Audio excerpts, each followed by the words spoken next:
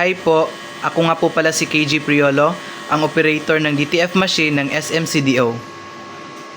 Nagamit po itong machine ng 7 araw na may total na 14 meters po. Ito po ang printer head. At ito naman po yung capping. I-head clean po natin. At antayin natin itong matapos. Punasan po natin ang wiper after nitong ma-head clean.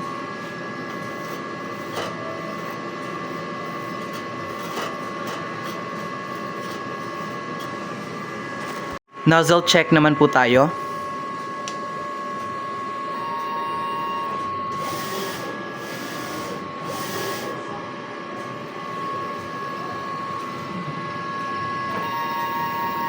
At maayos naman po. Ang ink level naman po namin ay tama lang.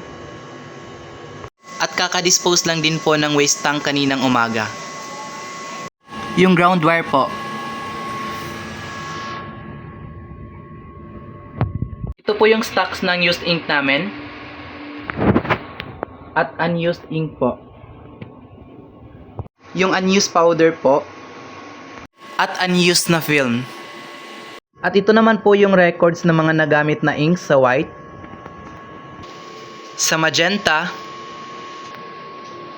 yellow, sa black, at cyan. Ito naman po sa powder, at film. Ito po yung daily output, at yung daily checklist po. Yun lang po at maraming salamat.